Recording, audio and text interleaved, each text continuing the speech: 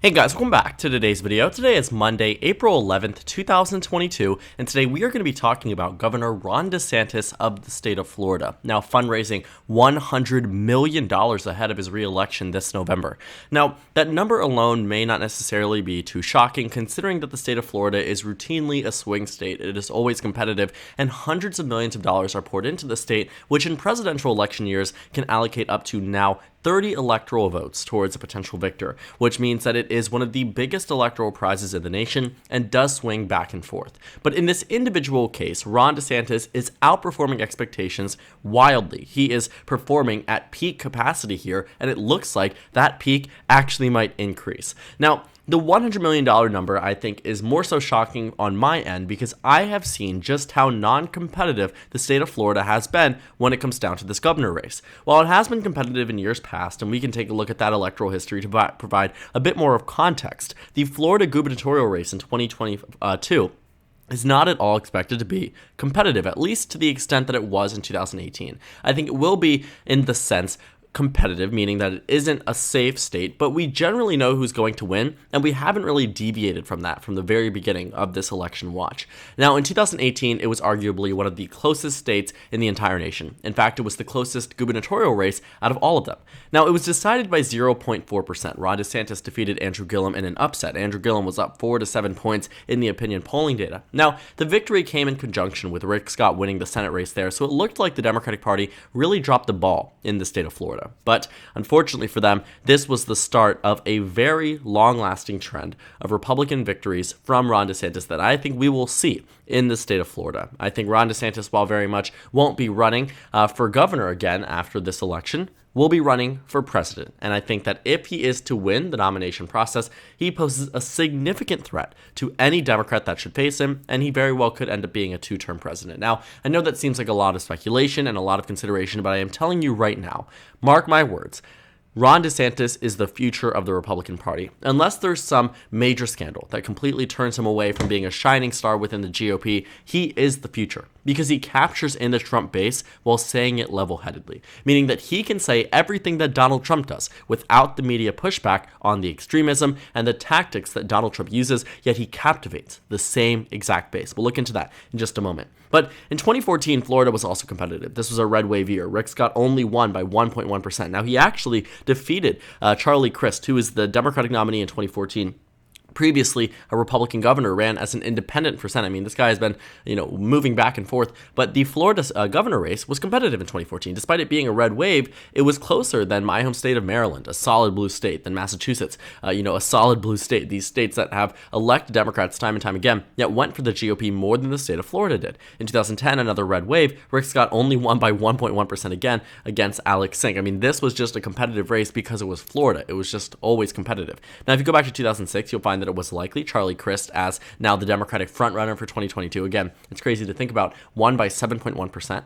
But now that we are heading into 2022, Ron DeSantis maintains a level of popularity that allows him to fundraise money to this level, but also means that he is secure, meaning that this money probably won't be going into 2022, and as Fox News declares it, 2024 watch will probably go into his expected presidential election bid, because that governor's race is not going to be competitive. If you take a look at my ratings for the governor race in the state of Florida, it has not changed except once from its likely Republican characterization. Likely are for a brief period of time. I thought maybe, Ron DeSantis could be at a down point. At this point in time, when you take a look at his approval in September of 2021, it was nowhere near where it is right now. He was extremely popular before the pandemic, started to take hits as the pandemic continued on. And then as things started to open back up, you saw his approval rating rise. And then for whatever reason, around the months of July, August, September, Ron DeSantis started to see a dip in approval. He was hovering around 44, 45%. While that is good for a Republican in a swing state, you're talking about pre-pandemic numbers being 60%, 65%, extremely popular across the state. Now that the rest of the nation, I think Florida more so than many states, is considering us to to be post-pandemic, Ron DeSantis has very much risen dramatically in approval rating and hovers around the mid-high 50s, which means he's fine. He's fine for re-election, and I reverted it back to likely Republican, and my most recent projection has it as likely Republican. And spoiler alert, for my next projection, which will come very soon, it will also be a likely Republican state. And I think that's fair. I also don't think I'm too far out, even though it is a swing state. Take a look at what the other predictions say.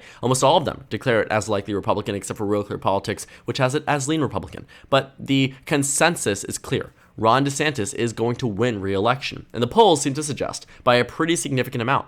Against Charlie Crist, might I remind you, the former Republican governor who was won in 2006, a blue wave year won by 7 points, defied expectations, is losing to Ron DeSantis by 9 percentage points. I mean, there are very few polls that show that Charlie Crist is ahead, and I think, honestly, these are very much outliers. I mean, look at the group that is doing it. It is the same one that routinely shows Charlie Crist up, whereas the rest show that Ron DeSantis is defeating him sometimes by the most recent poll from St. Leo University by 16 percentage points. When you take a look also at Nikki Fried, the other potential Democratic nominee, she is the only Democratic official elected statewide. She won in 2018, 50% to 50%, won by a fraction, a hair, when it came down to the overall vote share.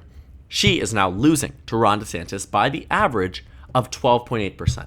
Even in those polls from the political group that shows Charlie Crist up by 12 points, Ron DeSantis ties with her, meaning that there is a significant portion of this polling group that is fine with Charlie Crist, that is not fine with Nikki Fried, which means she would eventually be a weaker weaker Democratic nominee, and the polls seem to reflect that clearly. She loses by 12.8% on average. I mean, this is Florida, a state that in the 2020 presidential election went to President Trump by 3.3%, and that was considered to be a large margin for a Republican, considering that in 2016, despite the rest of the nation being redder than it was in 2020, Florida only went to Trump by 1.1%. So when you take a look at its 2020 margin, you're baffled. You're saying, this is an exceptional margin for President Trump, but it gets so much better for Ron DeSantis.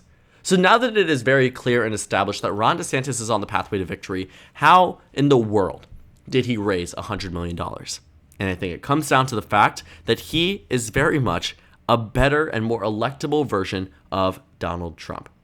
I think that is where this really comes down to, a boiling point of, who is Ron DeSantis and what does he represent? Who? Florida governor. What? Donald Trump's ideology. How, though, is also a big question. And he does it very effectively. I mean, the Democratic Party should be, quite frankly, terrified of Ron DeSantis. He very well could hand them 2 presidential defeats, and we have seen this coming years in advance. I mean, I am saying this in April of 2022 before he even wins re-election, that Ron DeSantis is going to be this formidable opponent. And I see a lot of parallels between him and Trump, except for one thing, that Ron DeSantis is more popular in the state of Florida, even against President Trump. When you take a look at primary data here, prior to 2022, Trump was defeating Ron DeSantis, but there was still some data indicating that it would be close. As of recently, Suffolk University and the University of North Florida both came out with polls that say, actually, Ron DeSantis poses a more considerable threat than you might think. More considerable threat. I mean, that's the real problem about this. That, for Donald Trump is that Ron DeSantis is now mimicking him in the sense of ideology, in the sense of campaign tactics, but he's doing it more effectively. And now in the most recent poll, he defeats him in both of their home states. I mean, Ron DeSantis should not be defeating President Donald Trump when President Trump is up nationwide by a super significant amount. I mean, when you take a look at the numbers, Donald Trump is up in the 2024 presidential primary, sometimes, by 48 points. Yet when it comes down to more individualized races, it's not just Florida. Take a look at Georgia. Looking at 2024, not Georgia. What was the other state that I looked at the other day with you guys, where Ron DeSantis is doing, it might have been Arizona, where Ron DeSantis, is only down 32 points. And it is a lot to say. I will go ahead and go back to the regular polls so we can actually scroll through it because I was pointing out a number of them.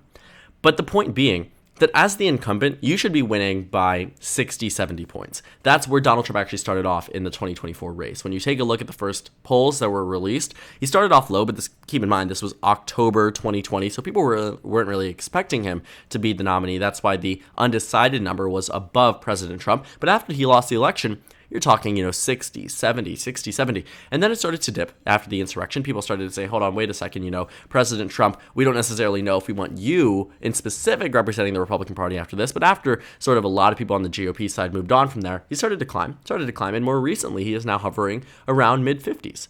But he should have been doing these numbers in statewide polls. And let's go ahead and see which ones individually beyond the national ones. I want to step away from the national ones for just a moment. Let's see if we can actually find any.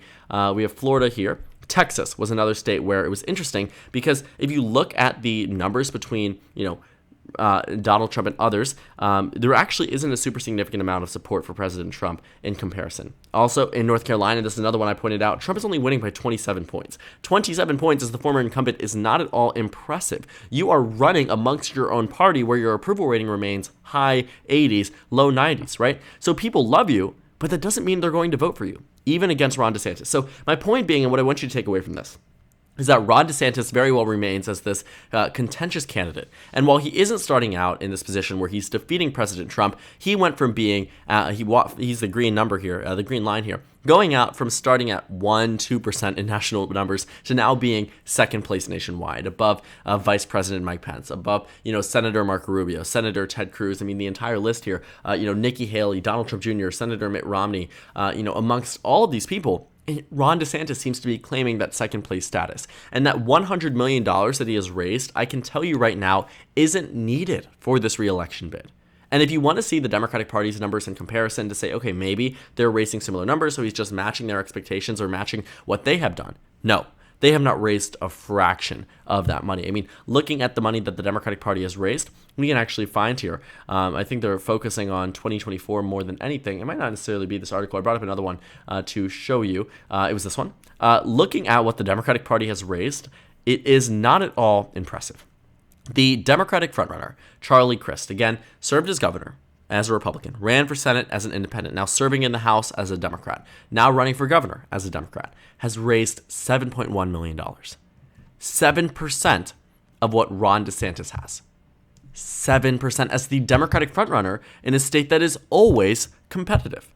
And I think partially he's not raising a lot of money because Democrats know he's not going to win. And because Democrats know he's not going to win, they're not going to put up a fight, and Ron DeSantis is going to win easier. But at the end of the day, no matter how much money the Democratic Party poured into Florida, poured into this, they are not going to crack Ron DeSantis' popularity unless a huge scandal emerges, which could occur. I think, those are things that we see in politics far too often. But honestly, serving as the governor for 4 years now, I think he probably would have seen that already. And he also ran in an extremely contentious 2018 governor election, and that probably would have served the Democratic Party more benefit to try to uncover something then, which probably means they don't have much on him. I think there is something to be said on the national level about his handling of COVID-19, his, push down on different things about, COVID metrics and, calling things COVID theatrics, getting angry at high school students for wearing masks. I think that's something that might be able to be played on the national level. But COVID-19, I think, is something that the rest of the nation is beginning to step away from. And the Democratic Party is realizing that lockdowns and mask mandates and, in a sense, doing things in an effort for public health isn't what's going to win them elections. As unfortunate as it might be, there's a reason why states, despite starting to see rises in COVID cases, are remaining open. Because frankly, the American people have expressed their opinions through surveys and polls and to the governments in statewide blue, red, independent states that they are tired of this. It's 2 years long, even though other countries are taking part of it. This is not at all me trying to advocate one way or the other, but I'm just trying to explain sort of the reasoning why, the Democratic Party isn't effective in Florida, because a lot of their main attacks that they used against other Republicans is that, okay, he doesn't care about COVID. Okay, the rest of the state of Florida doesn't seem to care as much as other states might. Florida was one of the first states to open up, and Ron DeSantis maintained his level of popularity throughout nearly the entire process and still maintains it now. I think the Democratic Party really has nothing against Ron DeSantis, whereas they might on the national level, but we would have to cross that bridge when we get there to see what actually is utilized and what actually is effective 4 years after the pandemic began, right, for 2024. What actually can be used as a means of attacking Ron DeSantis and what will actually be hard-hitting for the American public. But quite frankly, for the sake of 2022, I don't see much luck here for the Democratic Party, which also means that, this $100 million is definitely, at least in some way, an indicator that he's either exploring a presidential bid or this is his just showing of his prowess in terms of, what he can do with fundraising, how he is the $100 million man. This is an amazing thing that the Republican Party also likes to see. because fundraising doesn't just benefit the one candidate. If Ron DeSantis is the Republican nominee for president in 2024, these fundraising numbers can be allocated and spent to benefit down ballot Republicans. They haven't found electoral and fundraising juggernauts as good as President Trump in recent history. I mean, Donald Trump has done wonders for the GOP in terms of fundraising, and now himself has fundraised $100 million. I mean, you are seeing very similar things between Donald Trump and Ron DeSantis, and it's all telling you that one of them is trying to become the other. So I think Ron DeSantis eventually could do it more effectively, and I think is already on the pathway to do that. And I think we see a lot of signs indicating that he already has done such, outperformance of President Trump's behavior. But this $100 million for a presumably very solid race for the GOP is honestly a showing that Ron DeSantis, first of all, despite not needing the money, has the money and can use it for ventures well beyond the governor's office. And I think, he's going to win re-election no matter if he raised $0 or $100 million. And this $100 million, while shocking to some, I think also, and shocking to myself, is a very big part of Ron DeSantis being this electoral and capable candidate. And I think, again, I will repeat, the Democratic Party should be scared of Ron DeSantis. I think he truly could serve as a two-term Republican president no matter when he runs, and he has already proven to us that he can do it in terms of fundraising. He can win in a swing state, thus could potentially win in others. And I think he's showing the entire nation that he is a name to be reckoned with. And a lot of these presidential primary polls are telling us the exact same thing when it comes down to statewide numbers, when it comes down to national numbers, that Ron DeSantis is still a very well-known name across the nation, and that cannot be ignored. So thank you guys so much for watching this video. Make sure to comment down suggestions below. Subscribe on the left if you haven't already, and check out the Instagram and Twitter. At the bottom left of the screen, there's also a Discord server for you to go ahead and join. On the screen, there's a video you can watch and then a playlist for my 2024 election analysis videos. Again, thank you guys so much for watching, and I will see you all later today.